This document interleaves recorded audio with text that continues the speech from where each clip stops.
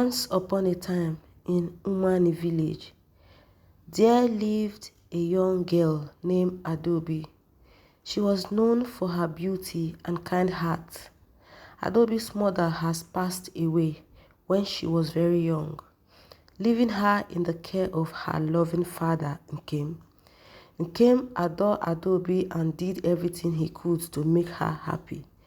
Nkem was a farmer, and although they were not rich, they were content with their simple life. One day, Nkem decided it was time to remarry, hoping to provide Adaobi with a mother's care. He married a woman named Uju. Uju was beautiful on the outside but had a heart full of envy and malice. At first, Uju pretended to be kind to Adaobi. She cooked for her, helped her with chores, and even told her bedtime stories. But as time went by, Uju's true nature began to show. She was jealous of Adaobi's beauty and the love Nkem had for her. Uju started to treat Adaobi harshly, giving her the hardest chores and scolding her for the smallest mistake. Adaobi, however, remained kind and obedient.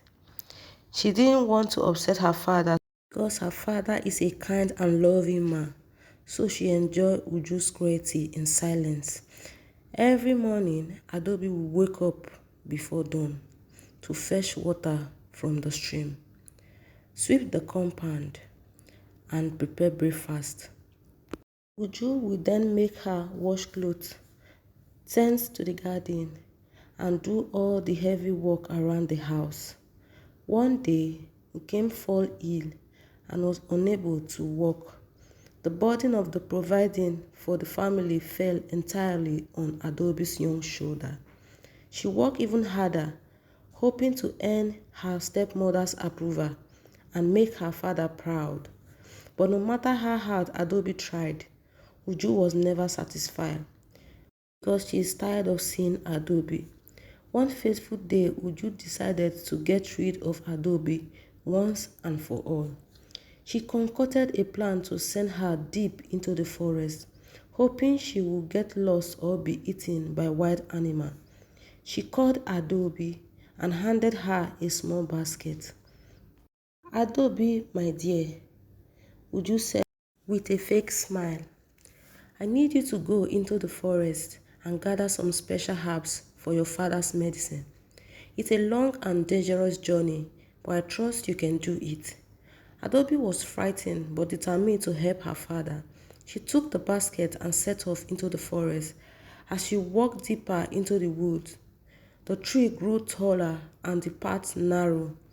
The sound of the village faded away, replaced by the creeping of the birds and the rustling of leaves. Despite her fear, Adaobi pressed on. She remembered the story her mother used to tell her about the forest spirit and how they protected those with pure hearts. She whispered a prayer and continued her journey.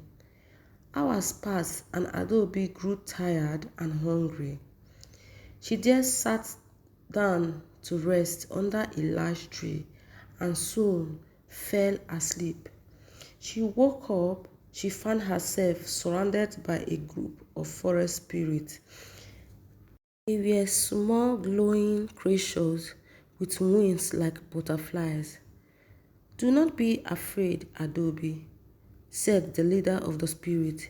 We know of your stepmother's wickedness and have come to help you. Follow us and we will guide you to the herbs you seek." Grateful for their help, Adaobi followed the spirits deeper into the forest. They led her to a hidden clearing field with the herbs she needed. Adaobi gathered as many as she could carry and thanked the spirit for their kindness. As she made her way back home, Adaobi realized she had been gone for a long time. She hurried through the forest, eager to return to her father. When she finally reached the village, she found Uju waiting for her with a look of surprise. "You are back," Uju said, unable to hide her disappointment. "I didn't think you would make it. Adaobi ignored her stepmother's word and rushed to her father's side. She prepared the medicine with the herbs she had gathered, and Nkem health began to improve. Days turned into weeks, and Nkem recovered fully. He noticed the change in Adaobi and questioned Uju about her treatment. Uju, fearing Nkem's anger, lied and said that Adaobi was rebellious and needed strict discipline. Nkem, however, saw through her lies. He confronted Uju and threatened to send her away if she didn't treat Adaobi with kindness. Uju, realizing she had lost, pretended to change her ways, but in her heart she still harbored resentment. One evening, as Adaobi was fetching water from the stream, she met a young man named Chike. Chike was the son of the village chief and was known for his bravery and wisdom. He had heard stories about Adaobi's kindness and strength and wanted to meet her. The two quickly became friends, and Chike often visited Adaobi, bringing her small gifts and helping her with chores. Uju noticed their growing friendship and saw it as an opportunity to get rid of Adaobi for good. Uju approached Chike and told him lies about Adaobi, hoping to turn him against her, but Chike was not fooled. He confronted Adaobi and told her what Uju had said. Adaobi, with tears in her eyes, told Chike the truth about her stepmother's cruelty. Chike was furious and decided to take action. He went to the village elders and told them everything. The elders, shocked by Uju's wickedness, called for a meeting. They listened to Adaobi's story and decided that Uju must be banished. Uju was banished from the village and peace returned to Adaobi's life. He became grateful for Chike's help, welcomed him into their family. Chike and Adaobi's friendship blossomed into love, and they were soon married in a grand celebration. The villagers rejoiced, and Adaobi finally found the happiness she deserved. She never forgot the kindness of the forest spirit and often visited the clearing to leave offspring of gratitude. Adaobi and Chike lived happily ever after, surrounded by the love and support of their village. And Uju, banished and forgotten, was left to ponder the consequences of her wickedness. With Uju gone, Adaobi's life flourished. She and Chike worked together to improve their village. They introduced new farming techniques that increased the harvest, and they organized community gatherings that strengthened the bonds among the villagers. Adaobi's kindness and wisdom earned her the respect of everyone in the village. She was often called upon to mandate disputes and offer advice. Chike, with his bravery and leadership, became a trusted figure as well. Together, they were a formidable team, bringing prosperity and harmony to their people. Years passed, and Adaobi and Chike had children of their own.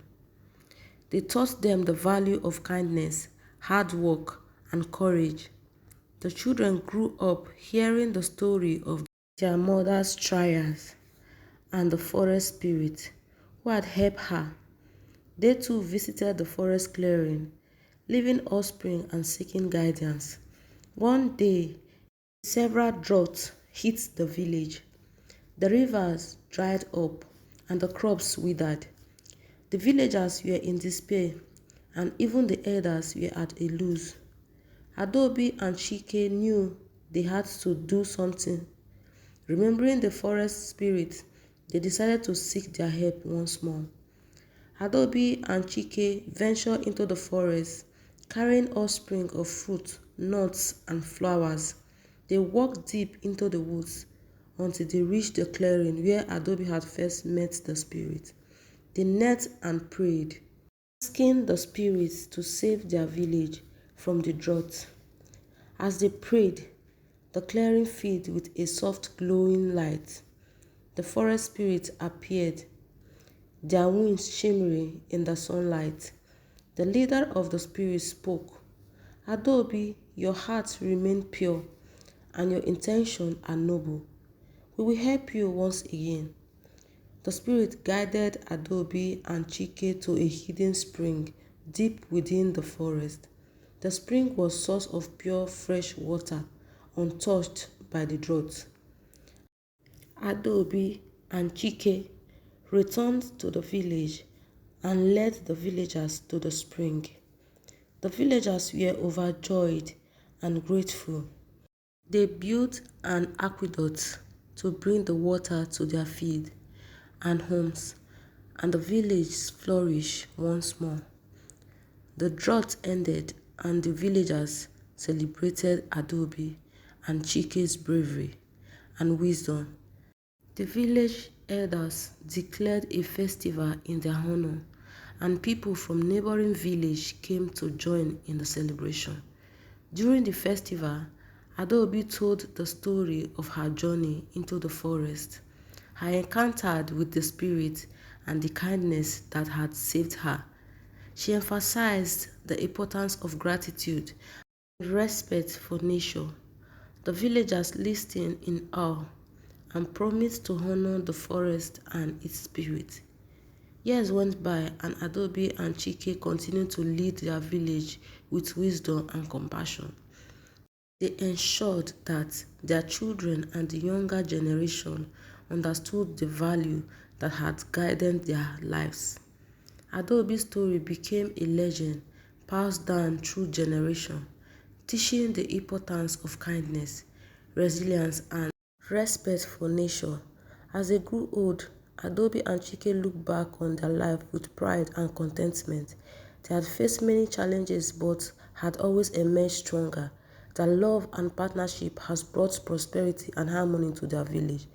On their final journey into the forest, Adaobi and Chike visited the clearing one last time. They left offspring and thanked the spirit for their guidance and protection. As they stood hand in hand, they felt a sense of peace and fulfillment. The village continued to thrive, guided by the value and teaching of Adaobi and Chike. Their legacy lives on, a testament to the power of kindness, courage, and the enduring bonds of the family and community.